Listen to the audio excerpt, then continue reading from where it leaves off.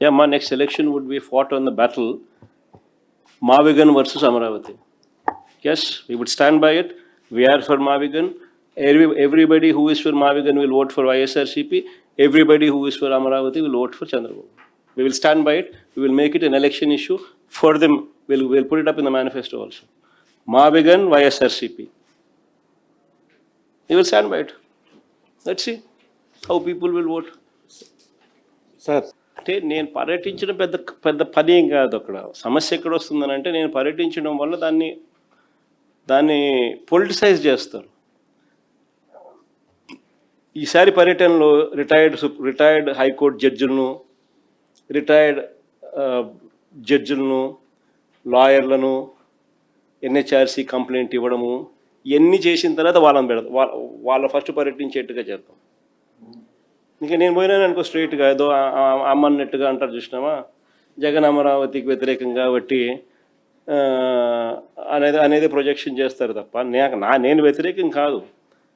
నేను రైతుల సింపథైజర్ని. రైతులకు అక్కడ జరుగుతూ ఉన్న అన్యాయాన్ని ఏదైతే జరుగుతూ ఉన్నాయో రైతులే చెప్తా ఉన్నారు.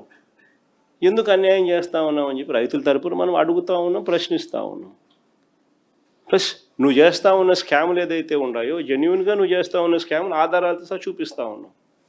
ఆధారాలతో సహా చూపిస్తూ ఉన్న ఈ స్కాములు కాకుండా ఎలా పోతాయి?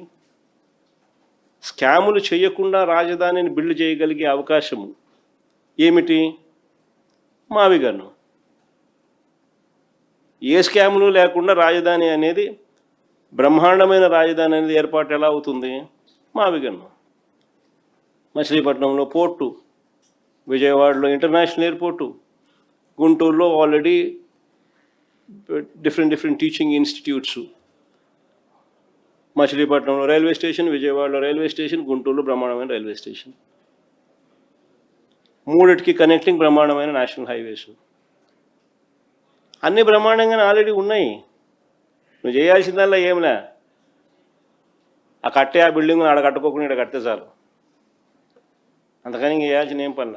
ఏ స్కాములు లేకుండా బ్రహ్మాండమైన క్యాపిటల్ మావిగన్ వస్తుంది. అందరికీ రాజధాని కావాలి, గొడ్డలి పార్టీకి మాత్రం రాజధాని అవసరం లేదు. ఎన్నికల కంటే ముందు మొట్టమొదటిసారిగా అసెంబ్లీ హైదరాబాద్లో పెడితే నేను కూడా అమరావతిని సపోర్ట్ చేస్తానని చెప్పాడు.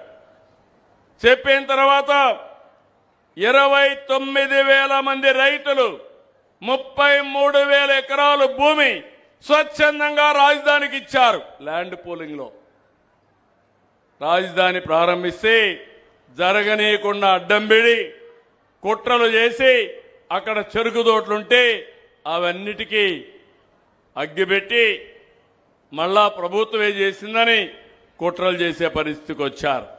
వీళ్ళకి అలవాటే. బాబాయిని గొడ్డలతో చంపేసి నా మీద కేసు పెట్టిన వాళ్ళకి నేరాలు చేయడం అంత కష్టం కాదు. అయిపోయింది, పని అవుతా ఉంది. 2019లో మనం ఓడిపోయాం. 2019లో ఓడిపోగానే మాట మార్చేశాడు. మాట మార్చి ఆ రోజు చెప్పింది మీరు చూస్తే 3 రాజధానులు, 3 ముక్కలాట ఆడాడు. 5 ఏళ్లు ఏమీ చెయ్యలేదు. బయట పోతే అవమానం. ఎవరన్నా తమిళనాడు నుంచి బయట పోతే మీ రాజధాని ఏదంటే గర్వంగా చెన్నై అని చెప్పేవాళ్ళు. తెలంగాణ నుంచి బయట పోతే మీ రాజధాని ఏదంటే హైదరాబాద్ అని నేను డెవలప్ చేసిన రాజధాని గర్వంగా తెలంగాణలో చెప్పేవాళ్ళు. బెంగళూరుకు పోతే కర్ణాటకకు పోతే కర్ణాటకలో బెంగళూరుని గర్వంగా చెప్పేవాళ్ళు. మన పిల్లలకు కూడా అర్థమయ్యేది కాదు ఏ రాజధాని అని చెప్పాలి. 3 రాజధానులు అంటే మీకు 3 ఉన్నాయా అని అందరూ నవ్వేవాళ్ళు. ఇలాంటి అవమానాలు భరించాం. మళ్ళా మన ప్రభుత్వం వచ్చింది. అందుకే అలాంటి పార్టీ ఉండకూడదని 154 సీట్లతో గెలిచిన పార్టీని 11కే పరిమితం చేశారు మీరందరూ కలిసి. మళ్ళీ మొన్న వస్తే అందరూ అన్నారు మీరు శాశ్వత రాజధానికి కానీ చట్టబద్ధత ఇవ్వకపోతే మళ్ళా ఎప్పుడో ఒకసారి గొడ్డలి పార్టీ సైకో వస్తాడు, మళ్ళా మారుస్తానంటే మేమెందుకు పెట్టుబడులు పెట్టాలన్నారు. నేను కష్టపడి కేంద్రాన్ని చెప్పాను, వాళ్ళు కూడా ముందుకు వచ్చారు.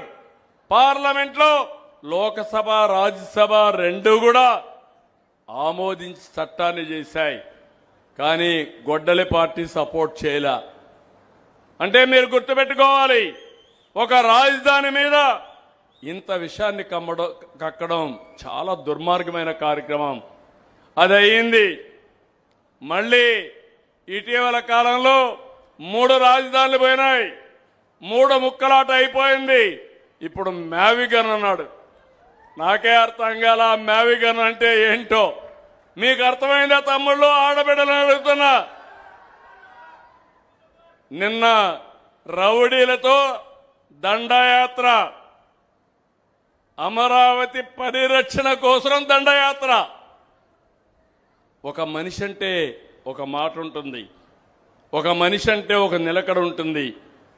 ఎవరికి నిలకడ లేకుండా ఉంటుందో మీరు ఆలోచించుకోవాలి. ఎవరికి ఉంటుంది? ఏం తల్లి, ఎవరికి ఉంటుంది? ఇలాంటి వాళ్ళ వల్ల మనకు లాభమని అడుగుతున్నా.